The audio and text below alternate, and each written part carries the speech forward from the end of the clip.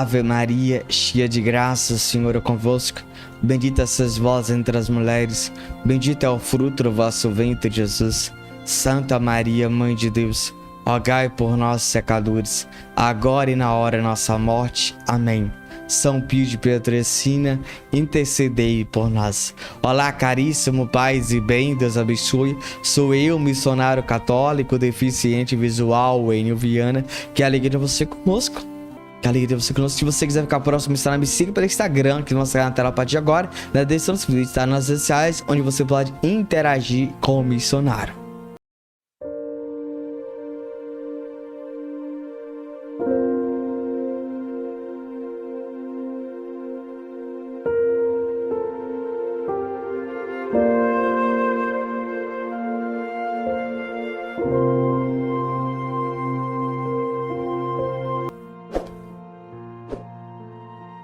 Santa Missa, o ápice da nossa fé.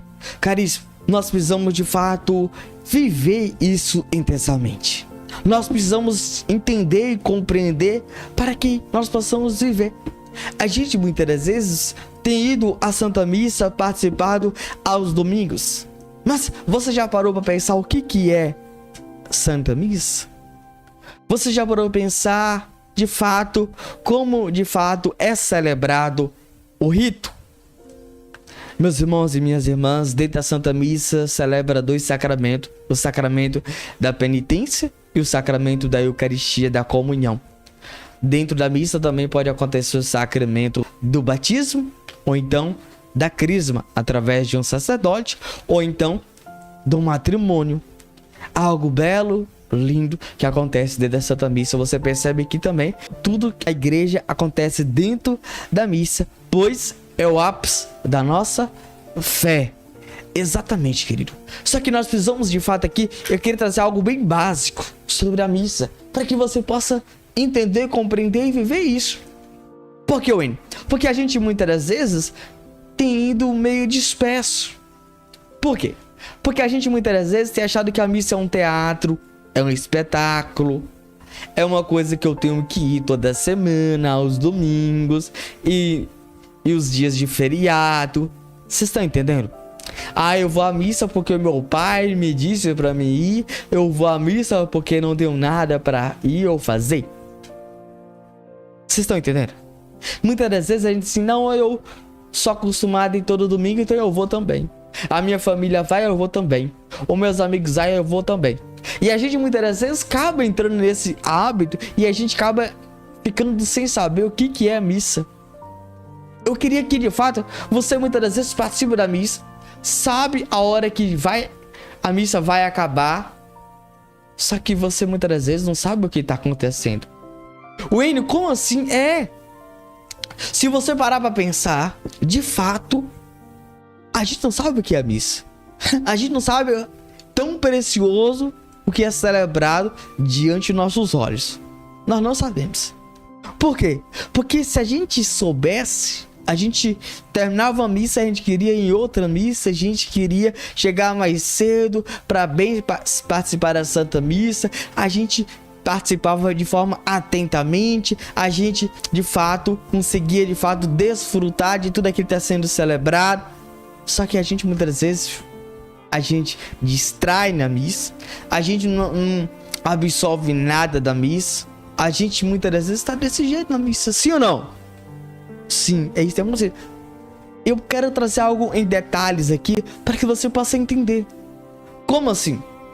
Eu quero que você entenda que missa não é somente a partir das 19h30 e acaba às 20h30 ou às 21 horas. Não, isso não é missa. É algo que está sendo celebrado a missa. Wayne, como assim? A missa ela começa antes de você ir. Antes de você chegar na igreja, a missa já começou. Sim, sim, sim. Como assim, Wayne? Eu vou trazer aqui uma comparação para que você entenda. A professora, quando ela vai dar aula, ela não pode chegar lá e falar assim: eu vou dar aula disso, disso, disso, isso. Não pode. Ela tem que ir em casa estudar, se preparar e programar tudo que vai dar o assunto, o conteúdo. para dar a aula para os alunos. E se o aluno tiver dúvida, ela está já preparada para tirar as dúvidas. Assim deve ser a vida de um leigo quando vai para a missa. Porque os padres, eles fazem isso. Eu não sei se você sabe, antes ele prepara para a homilia, ele se prepara para a missa, ele tem que levar as suas vestes. Antes de colocar cada veste, cada paramento, ele tem que rezar. Ele tem que levar os ministros diante de Jesus, rezar. Vocês estão entendendo? Após a missa, ele leva os ministros, dá graças a Deus. Vocês estão entendendo? Então não é algo que vocês, tipo assim, vão para a missa, o padre chega lá e pronto, e começa. Não. A missa pro padre começa muito antes das 19h30. Tem padre que começa às 16 horas, tem padre que começa meio-dia. Se preparar. Tanto, não somente a homilia, mas o seu interior. Porque não é algo que, tipo assim, da minha casa até a igreja matriz é meia hora, então 19 horas sai de casa. Aí para ele começa a missa. Não. Não é assim. Só que para nós, muitos de nós somos desse jeito. Entende? Porque o padre, ele vai celebrar. E nós não vamos celebrar. Você vai participar. Então entenda uma coisa aqui. Presta atenção uma coisa aqui. Você não vai participar de uma festa, de um casamento. Aniversário, não. Quando você vai participar de um teatro, você tem que ensaiar. Você tem que saber as falas, as suas vestes, o que você vai falar, não é isso? É. Entenda uma coisa aqui, querido. E é uma brincadeira o teatro. Agora a missa, não. Você tem que se preparar, que você vai encontrar o Rei, Jesus, o Senhor. E por isso nós devemos estar preparados. De todas as formas, todos os jeitos. No nosso interior, no nosso intelecto, nossa mente, consciente, nosso inconsciente. E nos abrir a graça, a glória, a cura, o milagre e a libertação. É a primeira coisa, meu irmão. Chegou domingo, vamos nos preparar para a missa. Entende? Vocês estão entendendo muito bem? A gente precisa nos preparar o nosso interior, que algo vai acontecer. Meus irmãos, todos nós deveríamos, antes da missa, fazer ação de graças. Nos preparar para aquilo que vai ser celebrado. Não sei se você presta atenção. Toda Santa Missa, ela começa com a invocação à Santíssima Trindade. Somente na sexta-feira da Paixão, onde não celebra a missa. Já acabei de dizer, acontece a celebração da Paixão do Senhor. Não acontece missa, é o único dia que não acontece. Mas todos os dias invocamos a Santíssima Trindade. Olha, você vê. Então a missa, ela acontece com o Pai, o Filho e o Espírito Santo. Veja. A gente precisa aqui entender isso. A missa não acontece somente com o padre, com os ministros, com os leigos. Não. A missa primeiro tem que invocar a Santíssima Trindade. E aí quando vem a Santíssima Trindade, vem todos os anjos e santos. Exatamente. Vem tudo. Todas as hierarquias. Então, querido, você imagine só. É a festa mais importante que existe no planeta Terra. Acontece na Igreja Católica, Apostólica, Romana. Por isso que você não pode ir de qualquer traje. Por isso que você não pode ir de qualquer jeito. E nem de qualquer forma. Porque é o ápice da nossa fé. E você percebe que após aquilo tem um ato penitencial. Veja. Algo lindo, né? O Salmo da Misericórdia, o Salmo 50. Eu pequei por minha culpa, por minha tão grande culpa. Piedade. Tende piedade. Piedade de nós, Jesus. Você vê, querido. Para que nós possamos ser dignos de participar da Santa Missa. Doar a nossa fé. A segunda coisa é pedir perdão. Reconhecer as nossas falhas e os nossos pecados. E é isso, querido, que a gente precisa entender.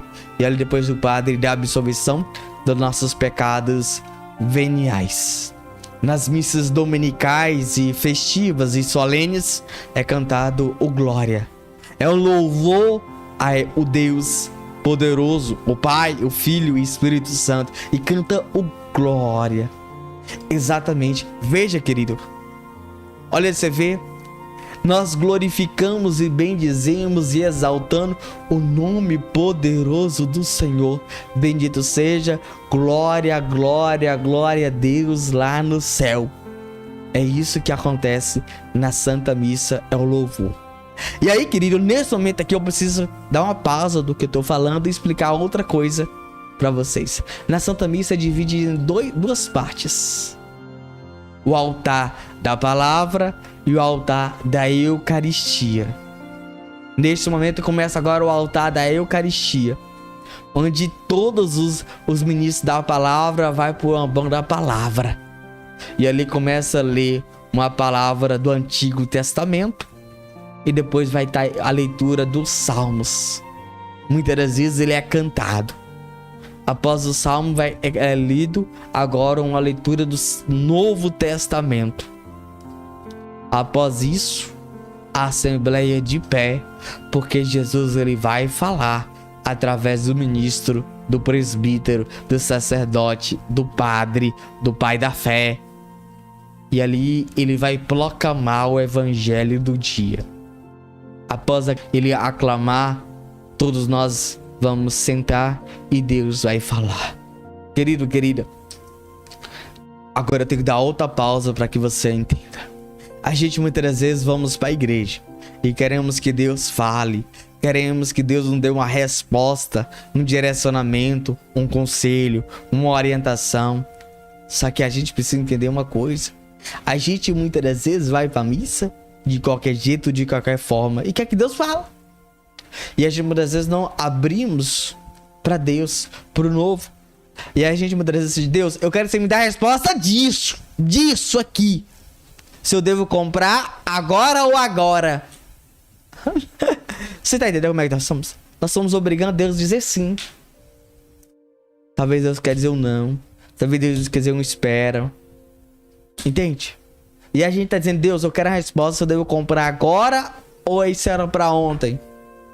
Não é assim que tem sido a nossa vida, nosso dia a dia? E a gente muitas vezes quer que Deus fala. A gente quer que Deus, de fato, fale através da palavra. Não é isso que tem acontecido muitas das vezes? E aqui eu quero que você possa pensar. Pensa aí. Não é isso que nós temos feito? E aí, meu querido, minha querida, o padre ele começa a proclamar a palavra de Deus. Isso não é pra mim, eu não preciso disso. Entende? E Deus tá falando. E Deus tá falando. E Deus vai falando. Só que a gente muitas vezes tá observando com que roupa o outro tá, como o outro tá vestido, com quem veio na missa. A gente tá preocupado como o outro tá vestindo, quem tá passando na rua. A gente tá preocupado com isso. E aí a homilia foi feita.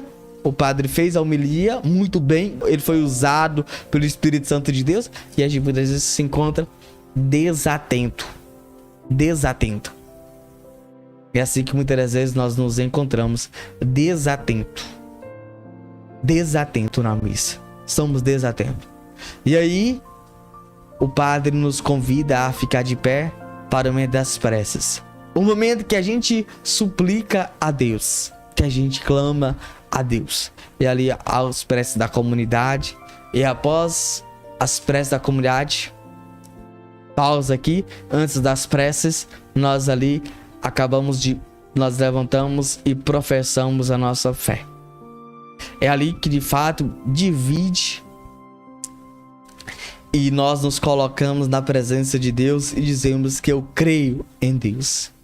E é ali que dizemos: eu renovo os meus votos batismais da minha crisma e da minha consagração. Percebe-se? A gente dizendo que creio nesse Deus poderoso, desse Deus que está em nosso meio. E depois vai ter o momento das preces. Após as preces, agora nós entramos no ofertório, onde nós ofertamos os nossos dons, onde ofertamos tudo que temos, tudo que somos, onde nós deveríamos entregar tudo a Deus, onde ali de fato é o momento que os anjos descem para acolher a nossa prece, nossa oração, onde os anjos descem para acolher. Só que muitas das vezes a gente fica olhando a quem vai ofertar. A gente fica preocupado e fica olhando lá no cestinho quem vai dar mais. Por isso que eu prefiro dar em Pix. Entende? Só Deus sabe o quanto eu tô dando e que dia eu dei. Tem dia que eu tô indo pra missa, eu já dei antes de ir pra missa. O meu ofertório. Aonde que você faz isso? Eu acho isso melhor. Entende? Eu acho isso melhor. Pego, faço minha doação, faço minha contribuição. Deus sabe do meu coração. Pronto. E aí, faço a minha contribuição generosa. E a gente deveria estar preocupado rezar, tá diante de Deus, mas a gente tá olhando para quem tá indo ofertar. E a gente acha que isso é tão importante. E muitos de nós estamos fazendo competição, quem oferta mais. E Deus tá querendo que você oferte em amor, mais tempo na adoração, mais tempo na oração, mais tempo sendo generoso, mais tempo fazendo caridade. E você tá querendo comparar quem dá mais o financeiro. Isso ajuda na manutenção da igreja, no templo? Ajuda. Mas para Deus nada isso importa. O que mais Deus importa. Tem que dar oferta? Tem que dar. Não deixe de dar na sua paróquia, não. Mas o que mais para Deus importa é o tanto que você é generoso. O tanto que você é caridoso. O tanto que você o ama. O tanto que você o busca. Está na missa, está na adoração ao Santíssimo, visitar Jesus no Santíssimo, fazer uma obra de caridade. É isso que Jesus muitas vezes tem observado cada um de nós. E assim nós ficamos de pé novamente e começa agora o altar da Eucaristia, onde de fato o sacerdote ele clama ao Espírito Santo que santifiqueis os dons. Querido, é onde nós deveríamos ficar atentamente, onde a gente não deveria desviar o nosso olhar para nenhum lugar, mas simplesmente para o sacerdote, para o padre, onde ele deveria ser o nosso centro naquele momento, olhar somente o que o padre fala e o que o padre faz, fica olhando inteiramente e no meio da consagração nos ajoelhar, porque é o rei que vem. É o rei que está diante de nós. Nós deveríamos nos ajoelhar e adorar em espírito e em verdade o grande e verdadeiro Deus que está em nosso meio. Após a consagração, nós ali fazemos as nossas orações, as nossas preces. Aí, após, vem agora o momento de fazer a oração que o próprio Jesus nos ensinou, a oração do Pai Nosso. Depois vem a oração da paz. E após aquilo vem a oração do Cordeiro de Deus. Após aquele momento nós vamos ali receber Jesus. Um momento tão primordial, um momento mais importante da nossa fé. E o que nós fomos ir à missa foi para comungar, foi para receber Jesus na Eucaristia, na comunhão. E a gente deveria ir preparado para esse ápice, para esse momento grandioso e maravilhoso. E receber Jesus de todo o nosso coração, de todo o nosso entendimento. Após ali, o padre faz uma oração e ali é a bênção final. Após a bênção final, nós deveríamos fazer uma ação de graça em agradecer a Deus e dizer: eis-me aqui, eu quero sair daqui e ser testemunho de tudo aquilo que eu vi, ouvi e comunguei. Eu agora quero ser Cristo aos quatro cantos do mundo. A gente muitas das vezes só vai para a missa para ouvir a Deus ou então para alcançar uma cura. Não estou dizendo que você não deve ir para a igreja ouvir a Deus ou não para receber uma cura. Sim, pode. Mas que dia você vai ir à missa para agradecer pelo dom da vida, pela cura, pela libertação, pela ter dado um matrimônio, um namorado, uma namorada, por tudo que ele te concede, tudo que ele realizou em tua vida? Que dia, que momento, meu irmão, você vai fazer esse agradecimento? esse ato de fé. A gente muitas vezes vai na missa só pedir, pedir. Mesmo que nós não fomos para o céu, porque quem escolhe ir para o céu ou não ir para o céu é nós mesmos. A gente deveria agradecer a Deus por mais um dia que Ele nos concede, o ar que respira, o alimento, a água, por Ele estar vivo. Só que muitas das vezes a gente não agradece por nada. Meus irmãos, a gente precisa agradecer, ser grato por tudo que de fato Deus fez, faz e realiza em nossa vida. Santa Missa, o ápice da nossa fé. Vamos ver de fato em ricos detalhes de como isso acontecia na vida de Padre Pio. Fique conosco e preste atenção nesse relato que vamos ler a partir de agora, que foi retirado do nosso site. Preste atenção, por favor. A extraordinária doação do Padre Pio ao Senhor em cada Santa Missa. Seu amor por Jesus Eucarístico se manifestava passando muitas horas do dia e da noite em oração, no coro diante de Jesus sacramentado. Não é de estranhar que atribuísse a maior importância à celebração da missa, que era o centro da sua vida e de cada dia. Nela ele viu Jesus permanecendo em êxtase às vezes, sorrindo para uma presença invisível. A partir daqui podemos entender o quanto lhe custou quando recebeu a ordem de celebrar a missa em 35 ou 40 minutos, no máximo. Ele gostaria de celebrar em 2 ou 3 horas, como fazia nos 2 anos da segregação, ou nos primeiros anos de sacerdócio, quando esteve em Pietrelcina por motivos de saúde. Eram tantos que queriam assistir à sua missa que o Padre Pio transtornava os horários dos hotéis, os estacionamentos e atraía todos os dias oficiais nas primeiras horas da manhã, que lotavam a igrejinha do convento. Para todos foi uma experiência de fé entusiasmante e fortalecedora. Durante a Segunda Guerra Mundial, muitos soldados, incluindo protestantes de diferentes países, foram vê-lo celebrar a missa. Padre Rafael acrescenta: todo dia um oficial ou soldado americano vinha ver o Padre Pio. 2 capelães católicos entusiasmados com o Padre Pio vieram com outros oficiais. O capelão-chefe do 8º Exército Britânico pernoitou no convento e falou com o Padre Pio. Mais de 70 soldados americanos compareceram à missa com o capelão, e alguns oficiais, quase todos, recebendo a comunhão. Um médico militar americano visitou o Padre Pio e doou alguns excelentes medicamentos. Desde 1947, grupos de visitantes vêm de diferentes países: Irlanda, Áustria, Suíça, Uruguai, Argentina, Estados Unidos, e de todas as classes sociais: bispos, padres, médicos, embaixadores, generais, ilustres desportistas, senadores, ministros, príncipes, etc. Livro São Pio de Pietrelcina, o estigmatizado do século XX. Padre Ángel Pena, página 93.